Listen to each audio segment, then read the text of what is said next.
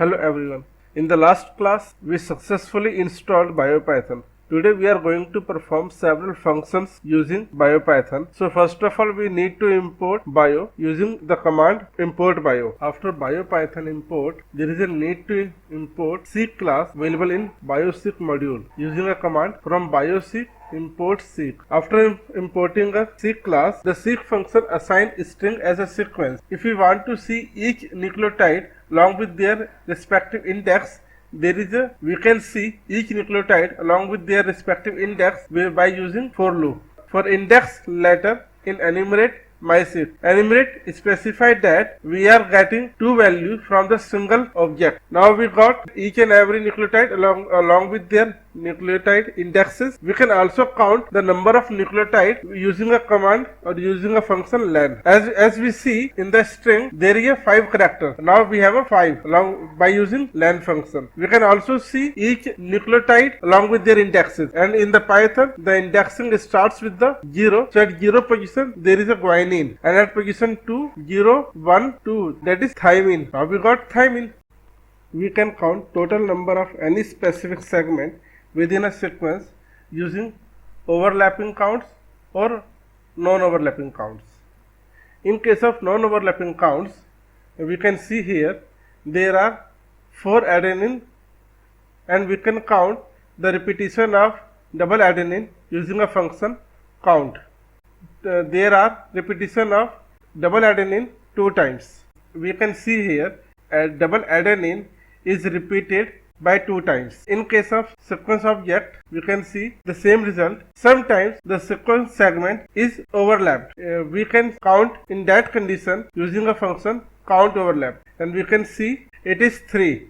We can find complement or reverse complement sequence using their respective functions.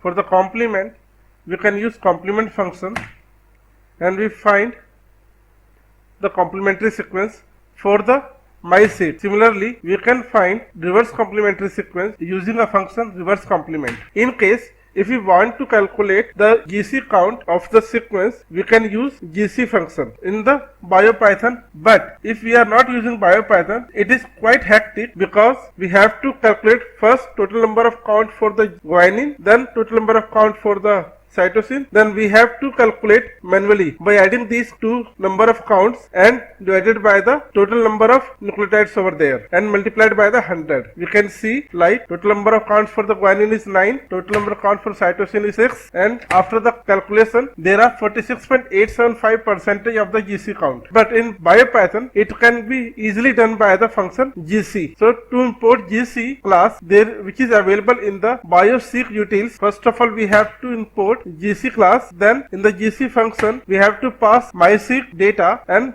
we can easily calculate the GC percent, which is 46.875. There are ambiguous nucleotide S, which stands for the either guanine or cytosine. So we replace the guanine at position 0 and here. Basically we replace the guanine at 2 sites, at this one and this one. And if we want to calculate the GC count, the result is same because we replace the guanine with the S. We can easily slice a sequence. Let's discuss. For the data myseq, we are going to display the sequence from the index number 4 to 12. If we count 0, 1, 2, 3, 4.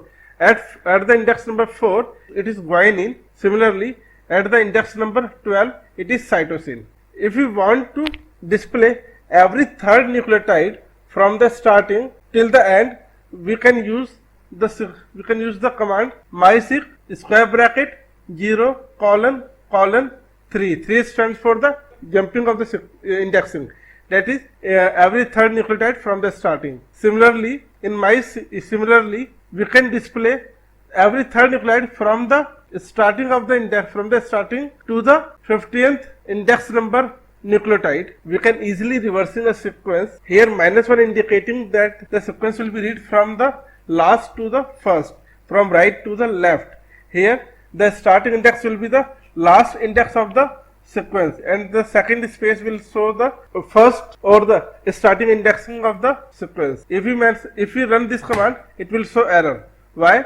Because the last indexing is not a 12. It is 4. And here initial index is the 12, which should be 4. So if we reverse the sequence, we find the answer.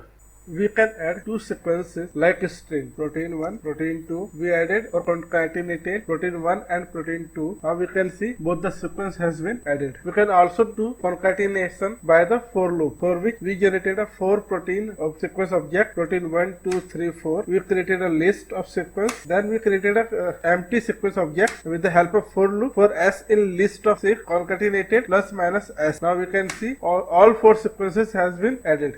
Even we can generate mRNA sequence from the DNA sequence using a transcription function. Let's do it. We generated a coding DNA sequence. This is a coding DNA sequence.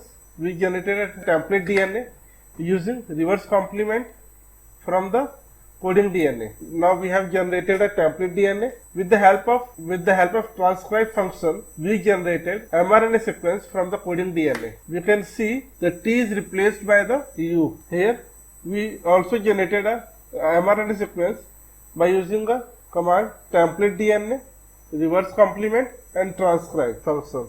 Similarly, we can generate a protein sequence from the mRNA or directly from the DNA. This is a mRNA sequence.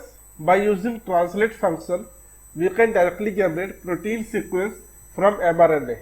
For coding DNA, we can also use translate function which can convert DNA into the protein sequence directly.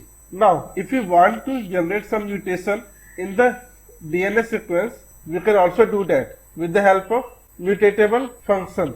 We can also create mutation in the DNA sequence. We want to know the nucleotide at position index 3, that is adenine. If you want to change the adenine at position or index 3 by guanine, can we do that? No, it is error. The reason is it is a seq object, not a string, so we cannot follow a string procedure. If we want to create mutation, first of all we have to convert this sequence into the mutatable form. Two mutatable class is also available in the bioseq module. By using two mutatable function, we converted myseq into the mutatable sequence object. We change the name. Now if we want to change the nucleotide at index 3 by C, can we do that? Yes, it is done. Now we can see the guanine which was at position or index 3 has been changed to cytosine. We can also create mutation by removing a nucleotide. This is our mutatable sequence. Now we are going to remove the first nucleotide, that is guanine. Now it is removed. We can see the first nucleotide guanine is removed from the sequence. We can also work with string directly by importing some functions like reverse complement, transcribe and translate.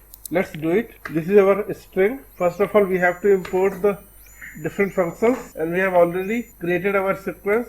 To find a reverse complement, we have to pass my string. This is our reverse complement. This is a transcribe function. You can convert string directly into the transcribe, that is mRNA. You can also convert a string into the protein sequence. This is our amino acids which is obtained from the string. Thank you.